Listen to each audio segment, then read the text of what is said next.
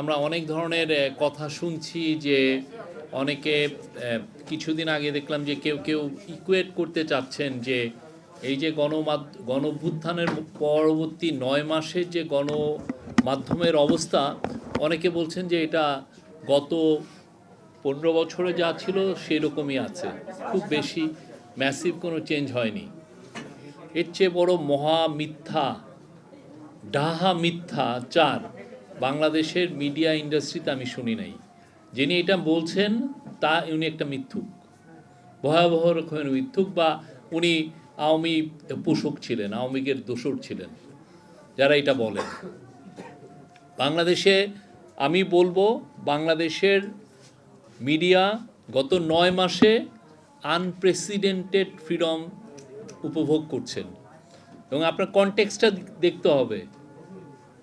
এমন একটা কনটেক্সটে যেখানে আপনার একটা বড়, আমি বলবো বিপ্লবী হয়েছে, আপনার গণঅভ্যুত্থান বা বিপ্লব হয়েছে, এবং সেই বিপ্লবের যারা সৈনিক ছিলেন তাদেরকে মিডিয়ার একটা বড় একটা অংশ তাদেরকে সন্ত্রাসী, তাদেরকে জঙ্গি বলার চেষ্টা করেছেন, লেবেল দিয়েছেন।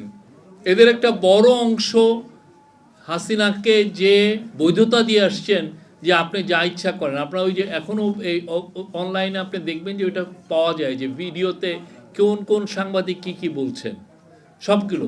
কিন্তু দেখেন 9 মাসে এই গভর্নমেন্ট, ইন্টারিম গভর্নমেন্টের যেটা আমি বলবো যে সবচাইতে বড় একটা অ্যাচিভমেন্ট, সেটা হচ্ছে যে সবাইকে শান্ত রাখা, যে না আইন নিজের হাতে তুলে নেবেন না।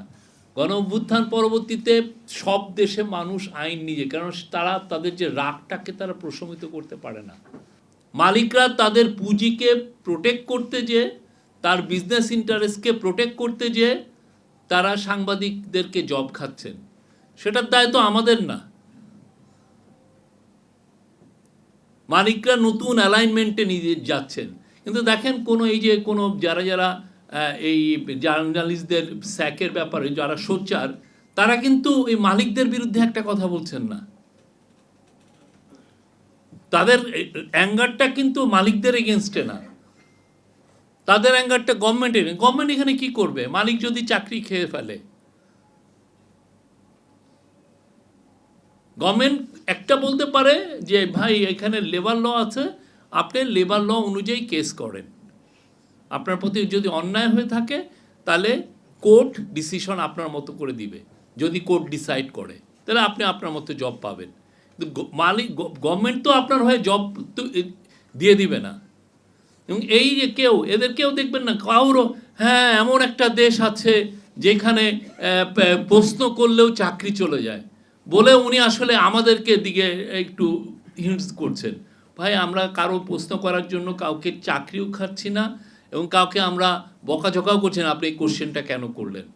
আপনাদের আরও যত কঠিন কোশ্চেন আছে আমাদেরকে করেন, আমাদেরকে নিয়ে যত কঠিন জার্নালিজম আছে করেন, আমরা মাইন্ড করি না। আমরা চাই দেশে মিডিয়া ফ্রিডমটা ইনস্টিটিউশনালাইজ হোক, সবাই কথা বলার রাইটটা পাক।